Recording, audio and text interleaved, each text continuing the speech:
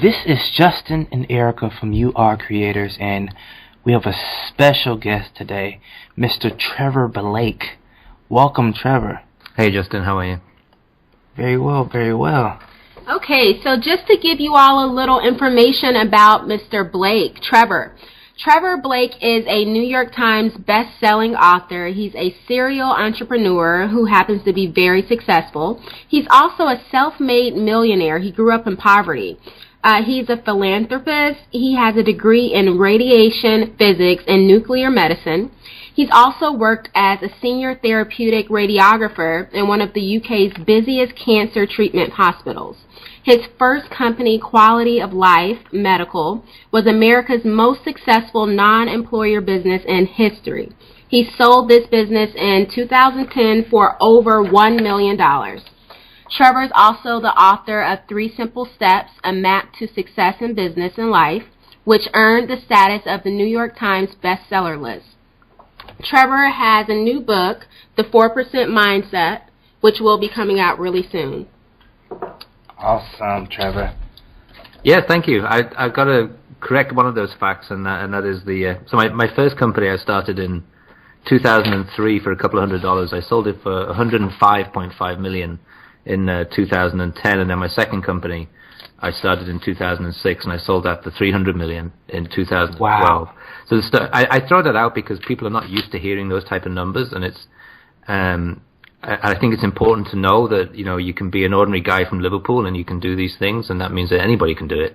But it's good to know that those numbers do exist in the world today, because if you watch the media, we're always told that the American dream is no longer attainable, and I think it's more accessible now than it ever was.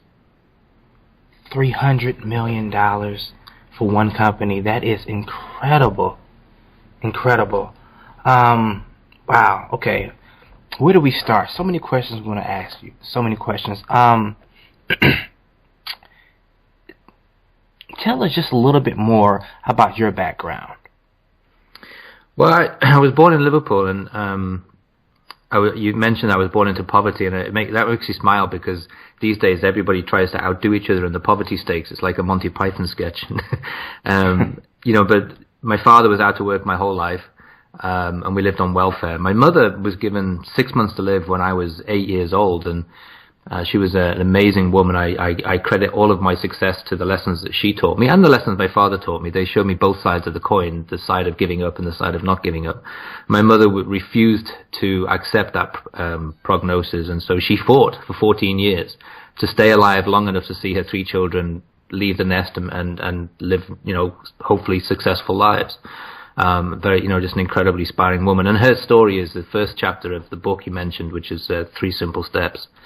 So we were evicted from our house in Liverpool when I was 8, and we ended up living in the rural part of Wales, which in those days was almost a separate principality. And it was a place where I was identified as foreign and poor, and therefore was a target of sectarian bullying. And it got quite severe. I'm talking about knives and guns and baseball bats, that type of bullying, not name calling. And I fought when I could, and I ran when I could, and in the end, I thought the easiest thing to do was to stay out of everybody's way. So when I knew that the gangs were looking for me, I would hide in the public library in town, and that's a place I knew they would never go. And I got to know the librarians really well. And at the back of this library, in the reference section, they had a whole shelf of autobiographies. And so I just started reading these autobiographies, and they just inspired me. They changed my life. People like C.J. Walker, obviously people that are well known here in America, like Henry Ford and right. Colt, and some of my personal heroes like Einstein. And I'd realized that these people had started off in even worse circumstances than I had, and they were suffering worse prejudice than I felt I was suffering, and they found a way out. And what I did was basically steal their ideas. I started to notice these common attitudes amongst them all, and I realized, well, if it worked for them, why wouldn't it work for me? And I just applied it to my life, and that became my map to getting out of poverty and to having a life of adventure, and then a life of financial success as a side effect of building successful companies. And that also is the same, those 3 steps that have been my guiding principles are the same 3 steps that form the recipe in my book, 3 Simple Steps. Awesome, Trevor. That's awesome. great. That's great. So that brings us to the first question. What type of mindset do you have to have in order to create wealth and abundance? Well, I mean, I think you know as well as anyone does, and probably all of your subscribers know that, the universe exists as a field of energy. Right, everything in life. I mean, this is not a new age philosophy. It's a fact of physics. It's quantum physics gives us hints as to how to behave in life to have better experiences or to have worse experiences, depending on your choice. And so we know that the universe that we exist in is a single field of energy, and energy has to flow. And the challenge that most people have, or a lot of people I come across have, is that when they contemplate wealth or abundance, they contemplate it as a thing to achieve. And the anecdote I use quite often is, if you imagine energy as a fast-flowing stream, and you then cup your hands and you scoop up some water, and you do nothing with that, you just hold that water. Eventually the water in your hand will stagnate, but the stream keeps flowing. And most people's view of wealth and abundance is that it is something to go and grasp, something to put your arms around and hold. And it's not like that at all. I find wealth and abundance comes as a side effect of doing something that creates something that wasn't there in the first place. So, building a business is an obvious example. If you build a business and you survive long enough to be successful, then wealth and abundance come naturally as a result of that. But if you aim for wealth and abundance, you'll end up with a really fragmented business, and you probably will go out of business. If you're an artist and your goal for being an artist is to sell art, then it's highly unlikely that you're going to be a successful artist. But if you're an artist who wants to achieve something in people's minds and take their experience to a new level, very often that then becomes something that people want to gather around, and that's when the wealth and abundance follows along. So I find wealth and abundance becomes the sort of side effect behind doing the right thing, or trying to make a positive difference in the world, whatever that may be. It doesn't have to be anything really grand. It can be something really small. It could be having the a slightly better waste management system. It doesn't have to be Google. It can be the wealth and abundance will follow naturally as a result. Right. Okay. Awesome, Trevor. What advice would you have for people who want to start their own businesses? It's a great question, and I come across people all the time who say, I've had a great idea, but then of course the world interferes and they lose the power of that idea over time. One of the key principles that I talk about in 3 Simple Steps and some of my other work too, is that it's very important, not what you think, but how you react to what you think. It's very important to react forwards always. And so what I recommend is when people want to start their own business or they have an idea, and we can talk about how do you create that type of idea, where does that come from, and what makes a good idea if you want. But when you have that idea, it's very important to react to it in a way that's beneficial. So I recommend everybody, when they have an idea, is that they go online, they find the cheapest website they can that incorporates companies, and they incorporate the idea. That's my first company. I had an idea. It wasn't very, I had a great idea, but I didn't have anything more than an idea. I didn't have a business or anything, and so I incorporated my idea as TGB International. That was my name, TG Blake. So TGB International, and what that does is a week later, you get a package in the mail, and on the package, on the very top, it has the name of your company in big letters, and then underneath there it says Trevor Blake, founder and CEO, and that gives you a huge boost of confidence. And the thing is, you put that on your desk, and instead of every morning seeing all the emails and the crises that you have to deal with in your daily work, and then at night time watching TV or all the rest of it, when the first thing in the morning and the last thing at night you see is your company's name and yourself as CEO, what it does is that allows you to continue to create the thoughts of what your company is going to turn out like, even though right now it's nothing more than a vague idea.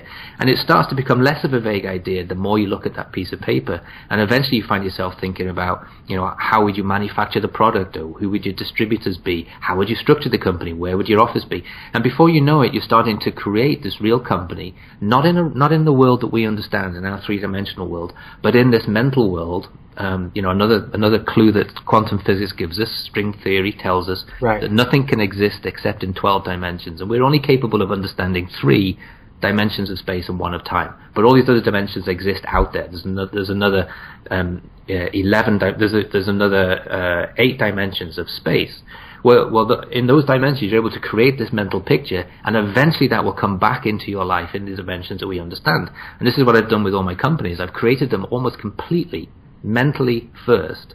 And then suddenly things happen. The phone goes, someone walks through the front door, I meet someone in a coffee shop, and it all starts to come together physically for me. And the next thing I know, I wake up and I'm a real businessman. I've got a company. Where did that come from? Wow. I'm going through that right now in the movie business, actually. We're doing a movie. And I have no idea what I'm doing. But I've done it. I've created it mentally. And all of a sudden, I keep bumping into all of these movie people. And I've never known movie people before. But because this is how you create it. So you create it in the energy field first, it becomes physical second. So it's really important to react forward. And so I recommend anyone who has a good idea, or they think it's a good idea, go and incorporate that good idea, and then look at that piece of paper every day. And life tends to help you out at that point. It tends to put all the pieces together for you. You don't have to work really hard at building businesses. You know, most people who've got successful businesses didn't start out to be successful business people. They started out to change something. They wanted to fix something they thought was wrong, or fill a gap in the market that they saw that was there. And you know, Richard Branson, who I'm a great admirer of what he's done in his businesses and his attitude to his businesses. You know, he said, "Don't even bother starting a business unless you're incredibly frustrated. It's got to be something that you're really frustrated about that you want to fix, and then when you incorporate that thing that you want to fix, it kind of starts to take care of itself." Right. Trevor. Wow. I mean, how do you know about quantum physics? This is like, how do you know about this? Well, I tell you, it again came somewhat by chance. So I was planning to join the military. I went to Royal Naval Officer College, and I needed a certain level of physics qualification to qualify to get in. And I was in a comprehensive school in Wales, in a class of 45, and the physics teacher's idea of teaching was to walk in through the door, turn his back on the class, and then start writing with chalk on the blackboard. He had 3 big blackboards, and if you couldn't write fast enough and couldn't keep up with him, you missed half the lesson. Not that it was a lesson, but you missed half of what he was writing, because he then moved the board over and onto the second board. And you don't learn anything that way, and I found it very frustrating. And about 3 weeks prior to the exam that I was supposed to sit, we had a mock exam, and I scored 33%, which is not just a fail, not just an F, but a disastrous F. And he came up to me and he looked at me in the eye, he didn't like me, and he came up to me and he said, "You know what? I wouldn't even bother sitting the exam if I were you. Go and study something else." And I got so mad at him that I went to the library, what a wonderful institution that is, and I pulled out all the physics books I could find, and some were physics that I'd already studied, some were physics I was supposed to be studying, but other books were physics that were way beyond where I was, and they were talking about this thing called quantum physics and quantum mechanics and quantum theory, and I was absolutely blown away by the information that it provided and the opportunity it provided, and it completely changed my approach to the world, how I interacted with the world at that point, and I just became a perpetual student. So I went on, anyway, cut a long story short, I did sit the exam and I scored an A.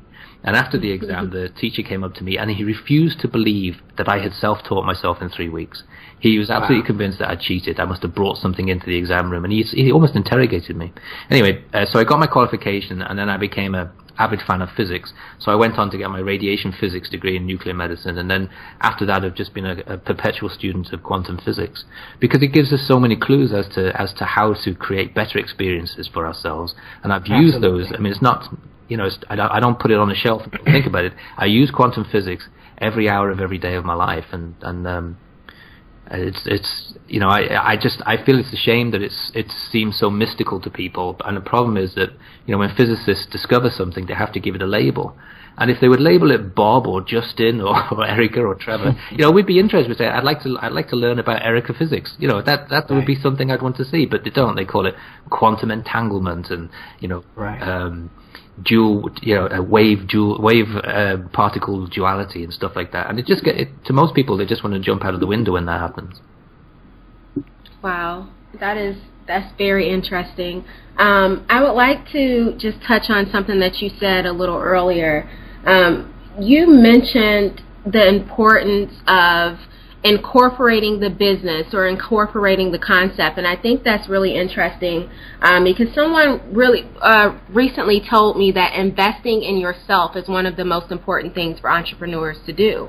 So what are some of the common traits that you would say you've seen in a lot of successful entrepreneurs?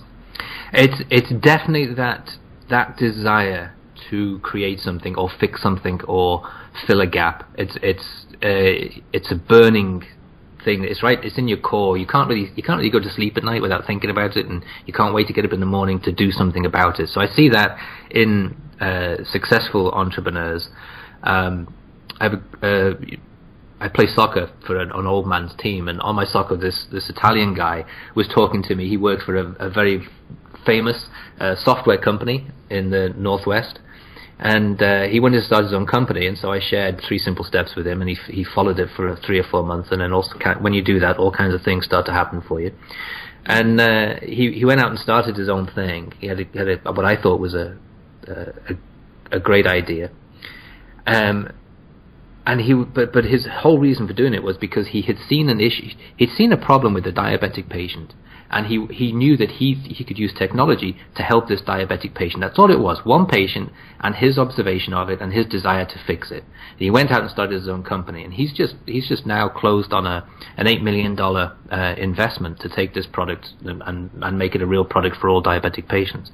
But it all stems from the fact that he just had this absolute desire to make a difference. My own company, when I started my first company, it was because I was working in the pharmaceutical and biotechnology area, and I was really frustrated by the corporate wastefulness. You know, it's endemic in the Western world, and nobody really worries about it. But in healthcare, it's not just endemic, but it's sort of abhorrent that all of those costs of, huge bonuses, fancy cars, fancy office buildings, people walking out with pockets full of Post-it notes and pens that they've stolen from the company, all of that gets passed on to the patient in the form of higher drug prices, and that used to really drive me mad.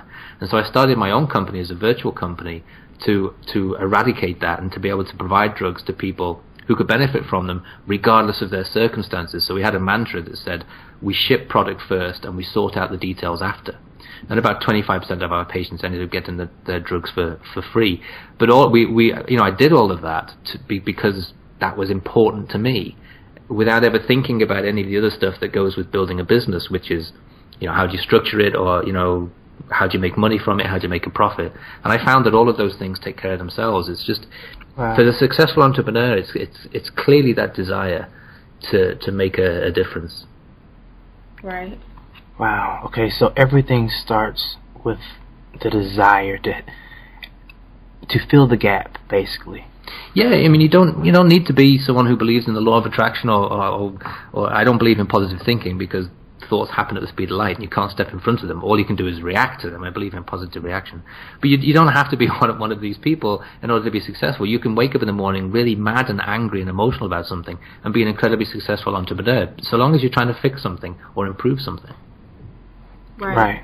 So would you say that if you are giving a service, that money or wealth would be a byproduct of that? I think it always is, so long as you do it well, and so long as you do it with a good heart. Right.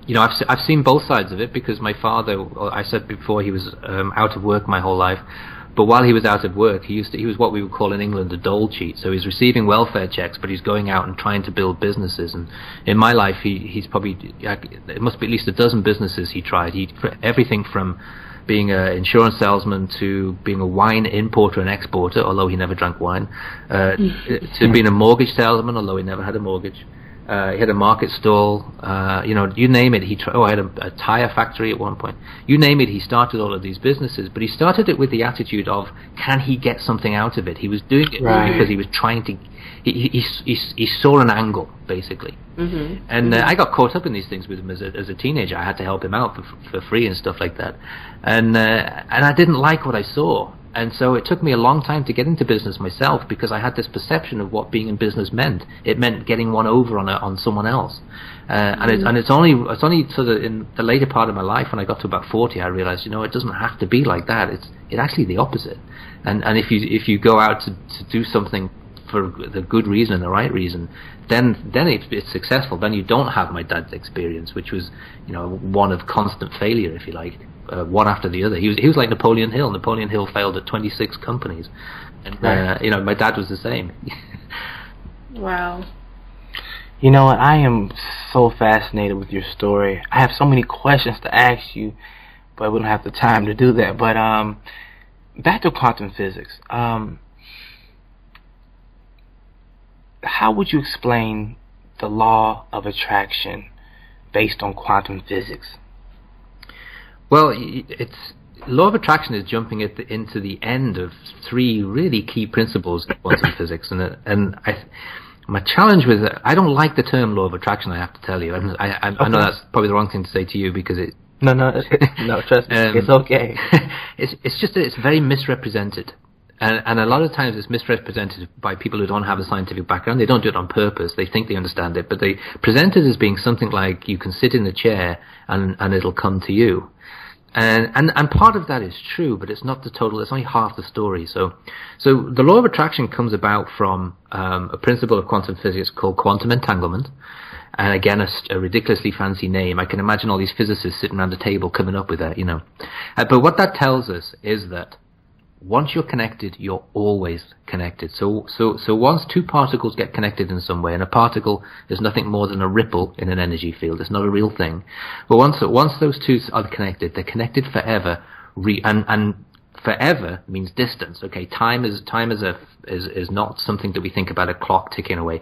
Time is distance. So say go back to the Big Bang, you go back billions of years. You go out to the ends of the universe, you go forward billions of years. Okay, so that stretch is time. And if you take one particle and you throw it back to the Big Bang, and you take another one and you throw it to the end of the universe, and they're hundreds and millions and billions of years apart, they are still connected, even though in our understanding of communication, there's no way they can possibly communicate with each other. But you can affect one particle, or you make a change in one particle, and it will instantaneously cause an effect in the other particle. And that's what the law of attraction is about. So the law of attraction says what you focus upon, you affect. And so the way it's portrayed is that, okay, you sit in your chair and you daydream and it'll eventually come to you. But unfortunately, if you don't understand the importance of the illusion of time, then you're going to sit in a chair for an awful long time. It will come to you eventually, but it might take millions of years. And people aren't prepared to wait that long. They want this thing tomorrow. They're fed up with their life. They say, I want a better life. I want to improve it tomorrow. Well, you have to mix the law of attraction then with the power of intention. And it's not right to separate those two because they're part of the same quantum physics law of entanglement. And to avoid making any of it complicated, the simple law is where your attention goes, energy grows. Right. And so if you're focusing on what you don't want, you're going to get more of what you don't want. So if you're thinking about the debt you're in, if you think about the weight you want to lose, you're going to end up having to lose more weight, and you're going to end up being in more debt. If you're focusing instead about a cash-rich future or being trim, slim, and fit, then you're going to be slim, trim, and fit, and you're going to have a financial future that you want. And so the principle is to focus entirely on what you want and stop focusing on what you don't want. And you hear this from a lot of self-help people like Wayne Dyer. He says it and understands it, but doesn't really understand the physics behind it. And that's okay. Right. But the second part of all of that is to understand the illusion of time. So if you can understand that there's no such thing as time because we can stretch from beginning to end, then you could, if you are focusing on what you want, but you imagine that what you want has already arrived, then you start to bring it into your life. And that's the piece that's missing in law of attraction sometimes, is that people don't understand that you can affect time. So you go forward in your mind and you say, okay, right now I'd say, okay, I want to be a billionaire. Instead of saying I want to be a billionaire, because I'll always want to be a billionaire, I change my mindset and I say I am a billionaire, I was a billionaire, and this is how my lifestyle was when I was a billionaire. And you start to use your imagination to create this sort of ideal lifestyle in your head that matches the dream that you have.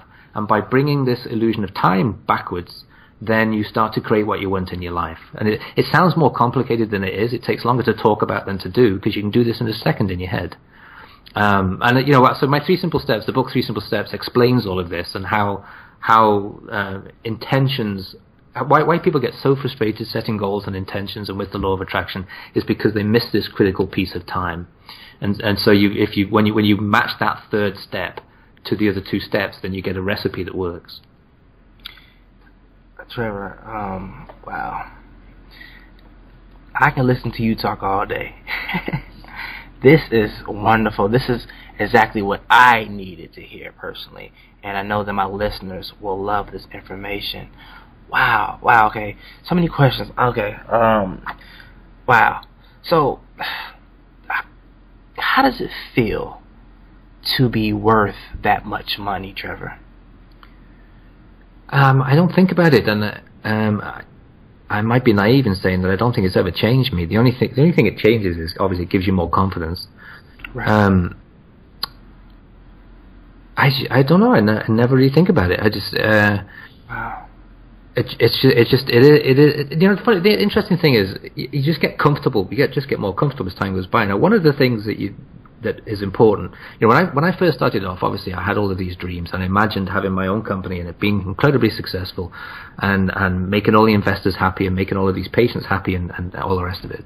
In order to achieve that, you really have to start to create the illusion in your brain of it already happening. This is what we just talked about with these two principles, right. Power of intention, law of attraction. In order to make that comfortable, you have to put yourself in a position as well. You can't just sit in the chair and do it. So let's think of a simple example. Okay, let's imagine that one of your listeners doesn't like where they live, and they dream of living in a luxury house on a beach somewhere.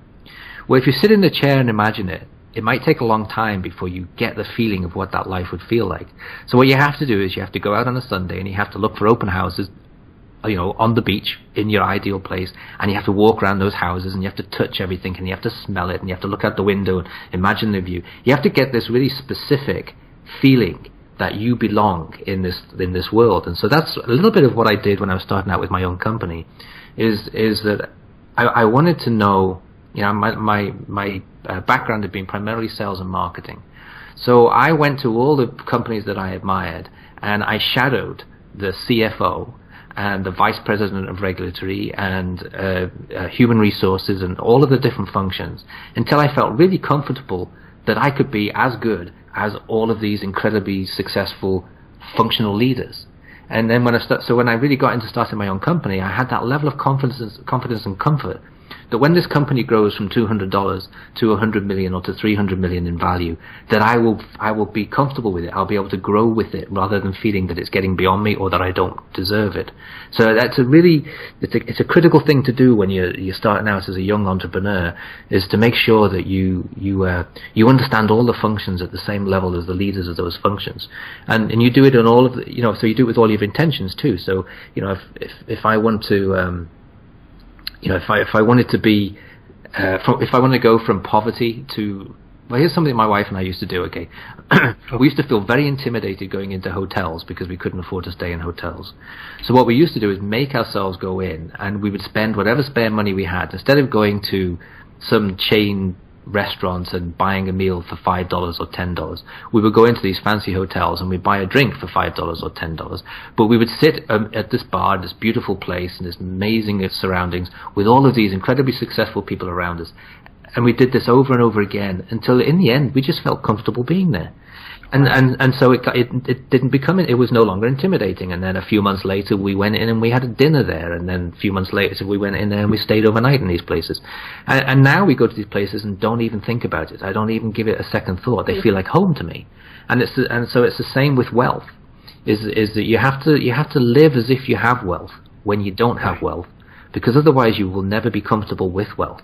And you know, when wealth is right in front of you, you subconsciously might not notice it because you don't feel you deserve it yet. So you have to do all of these things to put yourself in a position where when it happens, you're ready for it. Wow. You know, it's interesting. You just said something about not feeling like you deserve it. How important is it for someone to really understand and feel like they deserve success or they deserve to be a millionaire? Well, you have to work really hard on your mentality, because most people don't. Because, you know, when we're all born with 100 billion neurons. They're all fresh. We all have equal potential.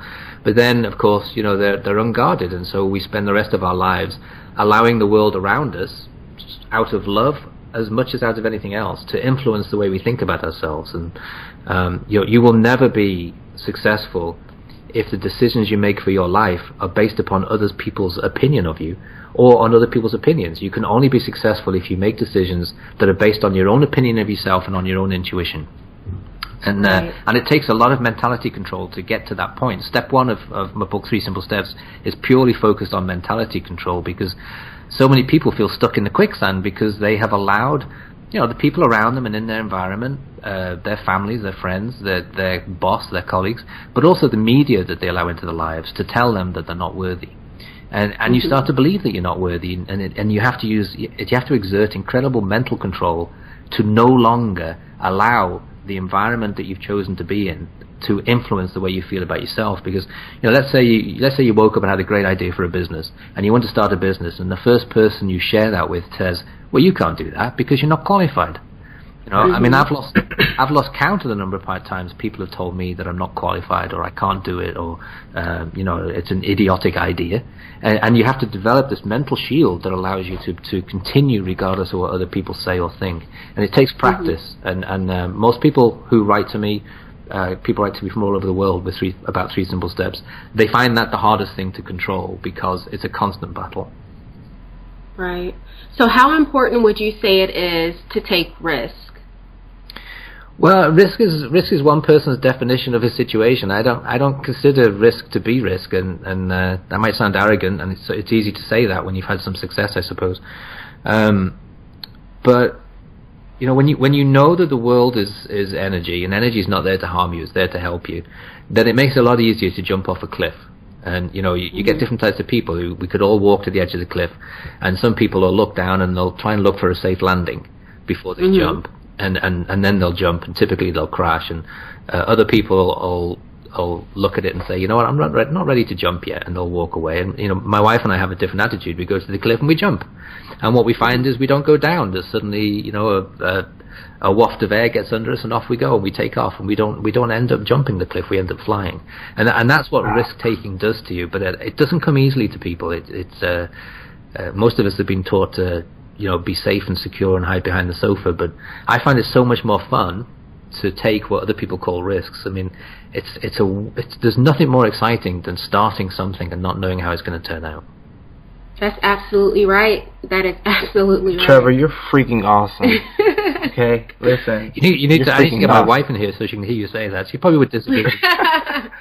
You know what? That is absolutely true. My wife and I both left jobs that we didn't care too much about, and now we're working full time with YouAreCreators, and we're flying, like you said. I think that is really important for the listeners. There's so many people out there that have all these ambitions and these goals and dreams, but I think what happens is, just like you said, Trevor, they allow their circumstances or the people that are around them to discourage them. And it's so important to not only take risks, but completely be confident about who you are and what you want to do, regardless of what anybody tells you. I've spoken with a lot of entrepreneurs or consultants or whatever you want to call them recently and lately, and they've been saying the same things that you've said. And it's so important, if you're in a job that you don't like, or you're in a career that you hate going to this job every day, it's kind of like you have to take a step back and say, why am I doing this? Why don't you do exactly what you want to do? And you said it best. You have to believe in yourself, and you have to be confident about it. Well, and life isn't meant to be complicated. I think life's meant to be more of a joy. We make it complicated because we analyze too much as humans, and the world's not there to give you a hard time. So if you go into work and your stomach sinks, and I mean, I've done that. I had a job I didn't enjoy, and I felt like dead man walking in the morning when I parked my bike. I couldn't afford a car in those days, and I parked my bike and I walked through the locker rooms and up the corridor to where I had to work. It was a place full of feuds and politics, and just very very toxic, and it's a horrible feeling. But isn't that life trying to tell you something? I mean, if you were in the right place, life would make you feel really great, and you'd feel happy, and you'd be excited. So it's not complicated. You just have to learn to trust your instincts. And if you wake up and you have that feeling of this isn't right, this isn't where I'm supposed to be, then it's time to be somewhere else. Because life's not supposed to be miserable. It's supposed to be a joy. Right. That's absolutely right. Well, Trevor, thank you so much for being on You Are Creators. You are fantastic. And before you go, Trevor, let me just ask you about your new book, The 4%. Is that out yet, or is that coming out soon? No, I've got a publishing contract, and it's up to them. When you sign these contracts, they say they'll publish it within the next 2 years. So I really don't know when it's coming out, and I tend to let these things go, and I don't, once I've signed the contract, off it goes. Life will fill in the details, and it'll work itself out. So I don't know. Sometime this year, maybe. But you can read a little bit about it. 3simplesteps.com, that's all 3 words, 3simplesteps.com, can get anybody to you can read the first chapter of 3 Simple Steps for free, and the first chapter of the 4% Company for free. Okay. And so, that's easy to do for people. Okay, wonderful. And I would also like to let the listeners know that Trevor also offers a webinar, and the name of that is The Physics of Success, and you can find that at thephysicsofsuccess.net. Thank you. Yes, we just started it, actually. I wasn't planning to do it until next year, but people keep asking for it, so we're going to do it. It's a lot of fun. There's nothing like it anywhere. It's never been done before. It's quite a exciting course, I think. Most people are going to be blown away by it. Yeah, I bet. Well, thank you so much, Trevor. We really enjoyed you. We've got a vast of different information and knowledge from you, so we really appreciate that. Thank you. It was fun talking to you, and I appreciate the questions. One last thing. What is some lasting advice you will leave our listeners? Simply, it is never too late, and it's never the wrong time to reinvent yourself. Well, Trevor, you're awesome. Thank you so much. This is Justin and Erica from You Are Creators, and we support your dreams.